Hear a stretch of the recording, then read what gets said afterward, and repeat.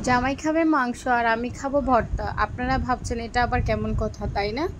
আসসালামু আলাইকুম সবাইকে, কেমন আছেন সবাই? আশা করছি ভালো। আলহামদুলিল্লাহ আমরাও অনেক ভালো আছি। আসলে আজকে আমি মাংস রান্না করছি জামাইয়ের আবদারে, কিন্তু আমি তো মাংস খাই না। আর আমি যেদিন মাংস রান্না করি সেদিন আমি অন্য কিছু করে আমি খাওয়ার জন্য। কেন যেন আমি মাংস রান্না করলে আমি একদমই খেতে পারি না, আমার ভালো লাগে না। তো এখানে নিয়েছিলাম চ্যাপা শুটকি, অনেকে শীতল শুটকিও বলে। প্রথমে চাপা শুটকিগুলো ধুয়ে তারপরে শুটকিগুলো ভেজে নিচ্ছি, শুটকির সাথে মরিচগুলো টেলে নিচ্ছি। অনেকে কাঁচা মরিচ ইউজ করে, কাঁচা মরিচ ডাইরেক্ট ইউজ করে। আমি কাঁচা মরিচগুলো হালকা টেনে একটু নরম করে নিচ্ছিলাম আর কি। কাঁচা মরিচ এগুলো অনেক বেশি ঝাল ছিল, এই জন্য 6-7টা দিয়েছি। আর যেহেতু সবাই খাবে, আমি যেহেতু ঝাল খাবো, ওই জন্য আমি আলাদা কাঁচামরিচ পরে নিয়ে নিব। আর তারপর এখানে রসুনগুলো হালকা করে টেলে নিচ্ছি। রসুনগুলো একটু নরম হওয়ার পরে রসুনগুলো তুলে নিচ্ছি। দুপুরবেলা ভর্তা ভাত খেতে অনেক বেশি মজা লাগে আমার মতো কারা কারা আছেন অবশ্যই কমেন্ট করে জানাবেন। এরপর ব্লেন্ডারটা বের করে নিয়েছি। যেহেতু আমি বসতে পারি না, বসার কোনো কাজ করতে পারি না, পাটায়ও বাটতে পারি না, ওই জন্য আমার জন্য ব্লেন্ডার। তবে ভর্তা মানে পাটায় বাটা। এটা যদি পাটায় বাটতাম তাহলে আরও অনেক বেশি মজা হতো। কোন কোন আপুরা এই আধুনিক যুগে ভর্তা ব্লেন্ডার করে খান অবশ্যই আমাকে কমেন্ট করে জানাবেন। এখনও পাটায় বাটার ভর্তাই বেস্ট। আর গ্রামে এখনও পাটাই ইউজ করা হয়, কিন্তু আমরা শহরের মানুষের অসুখ বিসুখ বেশি।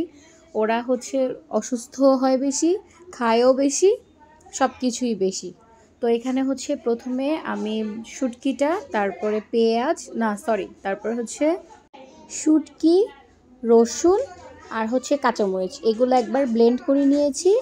তারপরে এখানে ধনেপাতা দিয়ে দিচ্ছি। ধনেপাতাগুলো ব্লেন্ড করার পর তারপর এখানে আলাদা পেঁয়াজ দেব। পেঁয়াজগুলো যেহেতু খুব বেশি মিক্স হতে দিব না, হালকা ব্লেন্ডার করব, ওই জন্য পেঁয়াজগুলো সবার লাস্টে দিয়েছি। আর আমি এর মাঝখানে কিন্তু লবণ দিয়ে নিয়েছি। আর লবণটা তো স্বাদ মতো, যে যার মতো খায়। অনেকে লবণ বেশি খায়, অনেকে লবণ একদম কম খায়। আমি লবণের পরিমাণ একেবারেই কম খাই।